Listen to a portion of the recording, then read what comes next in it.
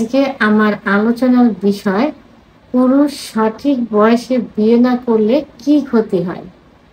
দেশের এবং প্রবাসের ভাই বোনদের প্রতি সালাম। আসসালামু আলাইকুম। আমি প্রভাষক ডাক্তার রিক্তা পারভিন, হোমিওপ্যাথি এবং আয়ুর্বেদিক চিকিৎসক।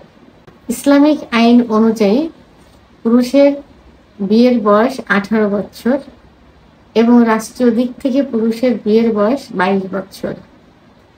এটা ইসলামিক এবং সায়েন্স উভয়ের ভালো দিকটা বিশ্লেষণ করে সেভাবে সময়টা বয়সটা নির্ধারণ করে। তো সাধারণত পুরুষ 22-এর পরে যে 25-এর মধ্যে বিয়ে করে থাকে। তো এরপর যখন এই বয়সটা পার হয়ে যায়, বিশেষ করে 30, 35, 40 বছর বয়সেও অনেকে বিয়ে করে।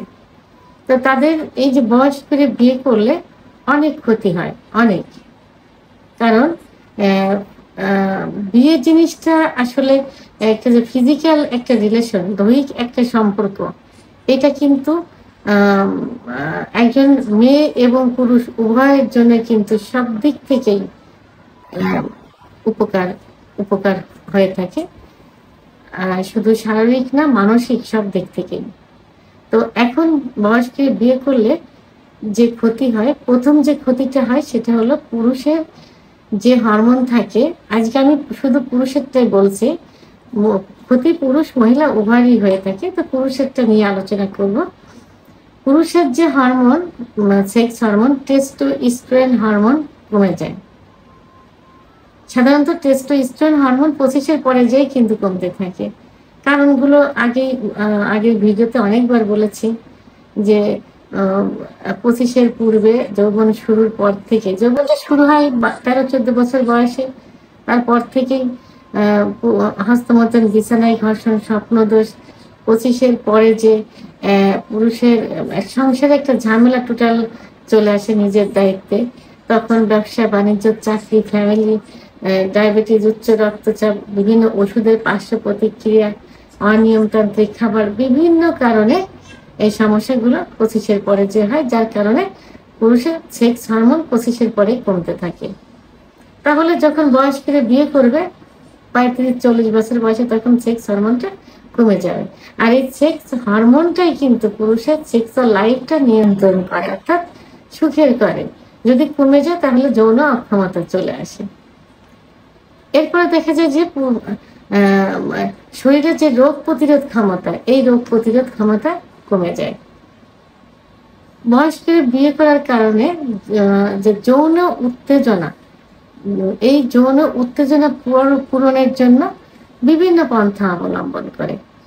যেমন হস্তমৈথুন, অতিরিক্ত হস্তমৈথুন ইসলামের দৃষ্টিতে নিষিদ্ধ। তারপরে মাসে 1-2 বার করে, কিন্তু তার থেকে যখন বেশি হয়ে যাবে, অতিরিক্ত হস্তমৈথুন, অতিরিক্ত স্বপ্নদোষ, অতিরিক্ত বিছানায় ঘর্ষণ, বীর্যপাত, সমকামিতা, অতিরিক্ত যৌন মিলন ইত্যাদি করে কাজে লিপ্ত হয় তাদের যৌন উত্তেজনা পূরণের জন্য। আর এর ফলে কি হয়? এর ফলে যৌন অক্ষমতা চলে আসে, পুরুষের লিঙ্গের খর্বতা চলে আসে, আগা মোটা, গোড়া চিকন, শিরাগুলো কুচকিয়ে যাওয়া, লিঙ্গের উপরে শিরাগুলো আস্তে আস্তে ছোট হয়ে মনে হয় যে নিচে ভিতরের দিকে ঢুকে যাচ্ছে লিঙ্গ যখন নিস্তেজ অবস্থায় থাকে, ইত্যাদি সমস্যা হয়।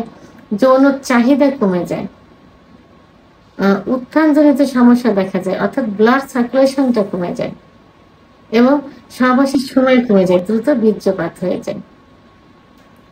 তো এগুলো কেন হয়? বয়স করে বিয়ে করার কারণে এই সমস্যাগুলো বেশি হয়ে থাকে।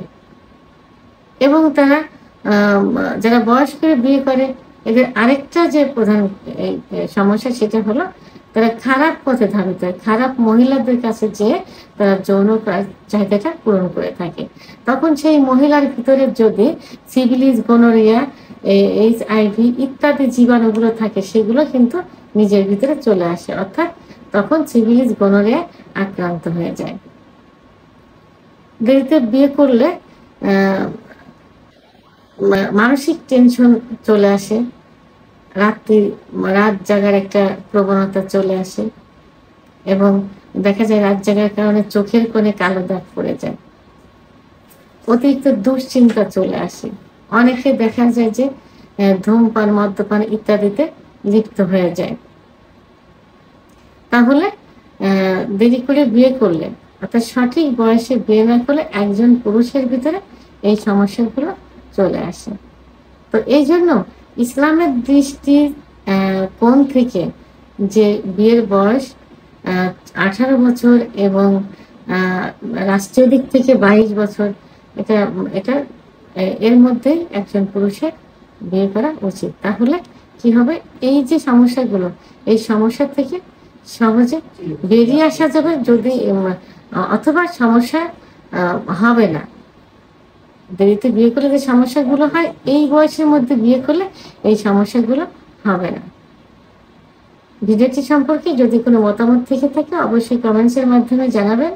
আর ভিডিওটি ভালো লাগলে লাইক, কমেন্ট, সাবস্ক্রাইব করে আমার সঙ্গে থাকুন। আল্লাহ হাফেজ।